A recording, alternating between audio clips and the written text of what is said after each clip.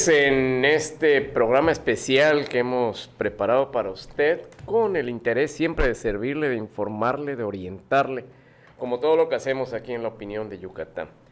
Bien acompañado, como siempre estoy, del ingeniero Xavier Rosado Chanove, de Guinder Peraza Cumán y de David Heredia Montañez, su servidor Fernando Río, pues para moderar únicamente las intervenciones, porque los que saben son ustedes. Fer, por favor, haz la advertencia de que no es el club de Toby. No, de ninguna manera, se acepta Lulú, encantados de la vida, sobre todo si es de buen ver. Pero sería bueno extender un poco la presentación del ingeniero Chanove para saber ingeniero en qué y cuál es su experiencia como ingeniero para que Él mismo nos la puede contar, pero yo sí sé Le pasa la bolita. que trabajó largos años en la Secretaría de Comunicaciones y Transportes. Y eso le da autoridad para hablar del tema que involucra a esta secretaría.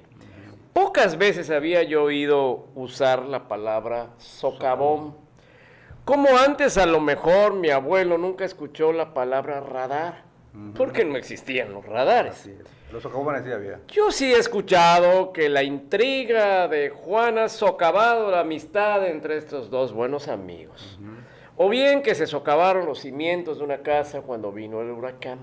Sí. Pero mejor le pregunto al que sabe, ¿qué es esto del socavón? Que lo empezamos a oír a todos los días a raíz de lo que pasó hace unos cuantos días en la carretera, me parece, México-Acapulco. Paso Express de Cuernavaca. Ingeniero Correcto. civil, graduado en dónde, ingeniero. Bueno, yo soy ingeniero civil y en ingeniería civil se estudia todo lo que se relaciona con vías de comunicación. Graduado de la UADY, de la Del Facultad de Ingeniería. Instituto Politécnico Nacional, de la Ah, Escuela bueno. Superior de Ingeniería y Arquitectura, que está en México. Allá estudié la carrera de ingeniero civil y allá vemos pues todo lo que es estudios, diseño, proyecto, construcción de carreteras, de vías férreas, de ferrocarriles, de aeropuertos, de puertos, etcétera, etcétera. Una opinión Edificios, autorizada. y tuve la fortuna desde muy niño, muy joven, un chavo, trabajaba yo en la Secretaría de Comunicaciones y Transportes, en carreteras precisamente. Entonces me tocó ver mucha obra en carreteras, muchos puentes, y ahí es donde me Y familiaricé. de conocer a tu compadre. Y tuve la fortuna de conocer también... No todo fue grato, ¿no? También hubo... Sí, tuve la fortuna de Porque conocer ellos construían y yo era el que promovía las la carreteras. comunicación social de las carreteras en Yucatán. Y tuve la fortuna de estar en muchos estados de la República, que bueno, no tiene el caso, es muy largo el currículum en ese sentido, pero esto... A mayor currículum, mayor edad. Mayor edad. O viceversa. Y pues me da oportunidad que es un tema interesante para mí esto de que sucedió en la carretera México-Acapulco, que es una de las vías de comunicación pues muy importante de la red del país, porque comunica la enorme Ciudad de México y sus zonas conurbadas con el principal puerto, bueno, uno de los principales puertos turísticos de corte internacional, incluso como es Acapulco. Y Es como si tuviéramos Mérida Progreso. principal receptor de turismo del DF. Así es, toda esa masa zona de esos conurbada. 20 millones de habitantes que viven allí en esa zona metropolitana, pues su principal puerto turístico es Acapulco. Okay. Vamos a la parte técnica, ingeniero. ¿Por qué estos dos politólogos que tengo a mi lado le van a buscar el lado político? Ya lo verá usted. Claro que sí. ¿Qué es lo que sucedió ahí? Para librar la entrada a Cuernavaca, que es una enorme ciudad, y ahorrar tiempo en el recorrido de México a Acapulco, se construyó una carretera, una autopista. Recientemente. Recientemente se inauguró hace 3 meses, es una carretera nueva, una autopista con todas las de la ley, pero que tiene la característica que es un paso elevado. Es una carretera que está sustentada sobre una estructura, y esa estructura se asienta, por todas las estructuras, en el suelo, en el terreno. Y lo que aparentemente sucedió, digo aparente porque hay que hacer estudios y peritajes en el tema, los peritajes y demás, estructura, producto de la saturación del agua, se deslavó el suelo, se desestabilizó la estructura, se colapsó y se hizo el hueco que tenemos a nuestra espalda, el famoso socavón. Y ahí fallecieron 2 personas. Y lamentablemente dos personas que... Y pudieron ser más. Padre, Imagínese usted padre e ahí, hijo. un transporte colectivo con 25 o 30 personas a bordo. Un autobús, por ejemplo. Afortunadamente no fue así, pero bueno, lo que sucede es que esta carretera es transitadísima. Miles y miles de usuarios diariamente pasan por ella y están en riesgo. Eso es lo grave y lo peligroso de esta situación, que hay que analizarla con mucho cuidado. Este tema del socavón nosotros lo conocemos en ingeniería como una falla por socavación. Y para que nuestros amigos de la red entiendan, voy a poner un ejemplo muy simple, muy sencillo de lo que es la socavación. Cuando vamos a la playa y caminamos dentro de la playa, cuando nos paramos en la parte en la que llega el agua de la ola, cuando regresa el agua hacia el mar, sentimos cómo se lleva la arena de los alrededores de nuestros pies o debajo de nuestra planta y sentimos cómo nos desestabilizamos. Eso es la socavación. Esto es muy común en obras como en los ríos, por ejemplo, donde se ponen pilas de cimentación y cuando a veces la corriente es demasiado fuerte, se socava y esas pilas se colapsan y se caen los puentes, como ha pasado en Tabasco, ¿no? Hay es muy común en esa zona donde hay muchos ríos y mucha agua. Pero aquí lo interesante que el análisis que voy a hacer es que esas fallas por socavación son previsibles. En ingeniería se ha estudiado mucho el fenómeno y precisamente se diseñan las obras para que no se colapsen por socavación. Si es previsible, luego entonces hubo alguna negligencia. Así es. Lo que no hubo fue supervisión al respecto de la empresa que estaba contratada. Aquí voy a atreverme a desmentir al señor secretario de Comunicaciones Extranjeras, Gerardo Esparza, porque en el momento que se dan los hechos, él estuvo presente y él echó la culpa a las lluvias.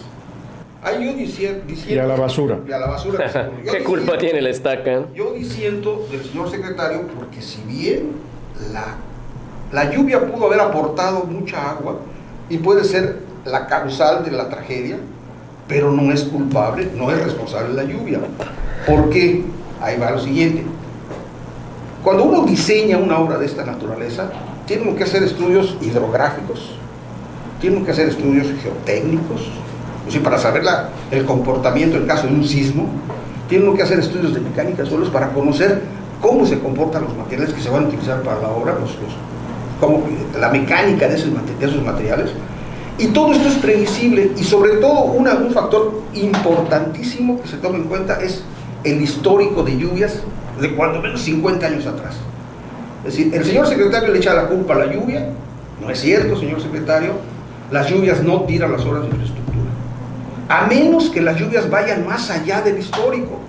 Es decir, tenemos nosotros los registros que tiene la Comisión Nacional del Agua, y aquí los tengo a mano, ¿verdad? Del sitio, las estaciones pluviométricas cercanas a la obra nos indican las cantidades que ha llovido y nos están diciendo que no hay lluvias extraordinarias.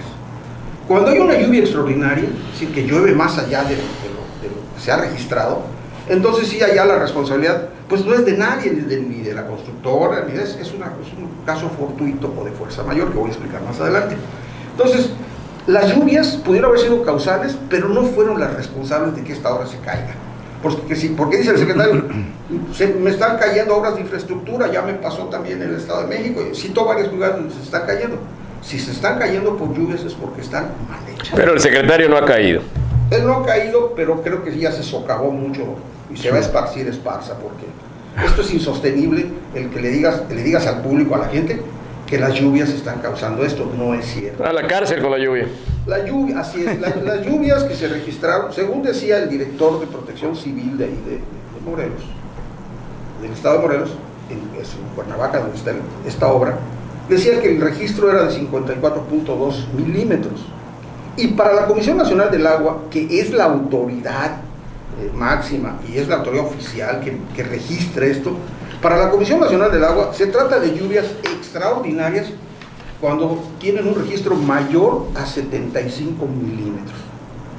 Y aquí el registro de la Comisión Nacional del Agua, lo tengo aquí a mano, y dice, en los últimos 8 días, la precipitación acumulada en milímetros es de 41.4. Es decir, abajo. Se cae totalmente el argumento del secretario de que fueron las lluvias. No, sí llovió intensamente, pero no llovió más allá de los registros, por lo tanto, no tenía por qué caerse la obra si hubiera estado bien construida. Ahora, ¿cómo metemos a la cárcel, compadre, a la basura? Aquí hay responsabilidades, no de la basura, no de la lluvia. El secretario también decía que un tubo viejo, antiguo, que está allá abajo, 40 años. de 40 años, Que no lo vieron o no sabían que estaba. 44, el tubo, según un trabajador, y está en la televisión, está en el noticiero, yo lo vi en el noticiero, donde el trabajador dice, le dijimos al ingeniero Jiménez, supongo que el ingeniero Jiménez es el superintendente de la obra o el encargado de la obra por parte de la constructora, le dijimos que ese tubo estaba rajado. Entonces el secretario dice que se colapsó el tubo porque se tapó por la basura. No es cierto.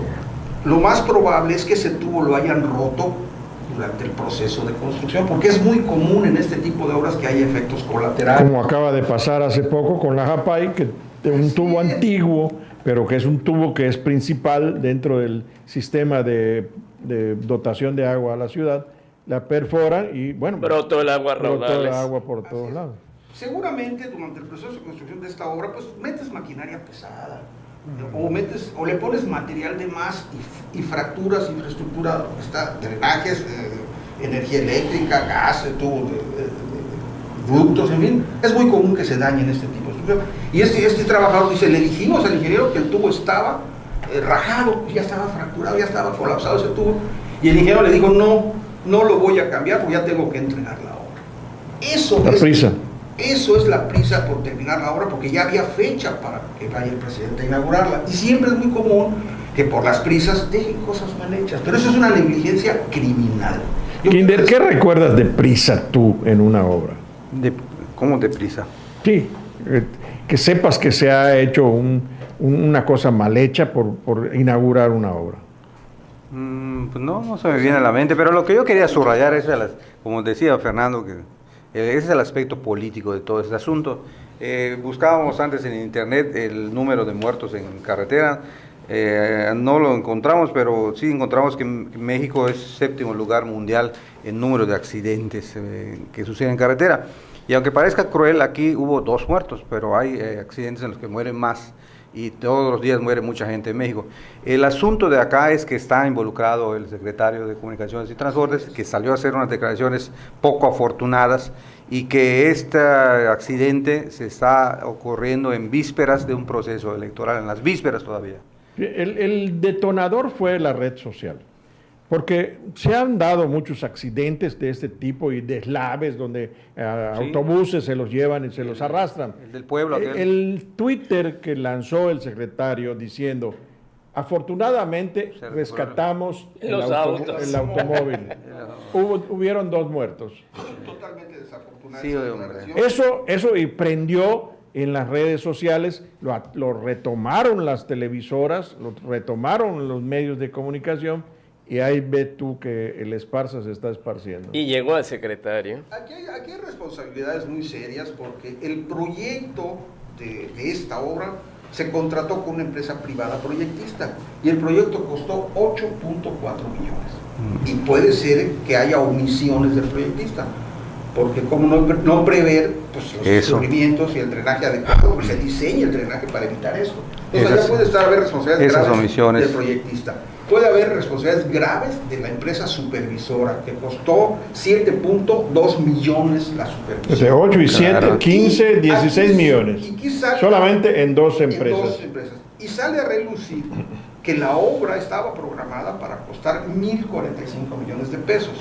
Y finalmente costó esta obra 2.200 millones. Bendito Dios. Y 2 vidas. ¿Cómo justificas que se vaya más del doble? Sí. Bueno, pues es que Pero ustedes hablan también de política y ahí les va. Esa empresa, Adcor, que es la que está responsabilizada en este caso, está construyendo la torre del nuevo aeropuerto, la torre de control del nuevo aeropuerto de la Ciudad de México.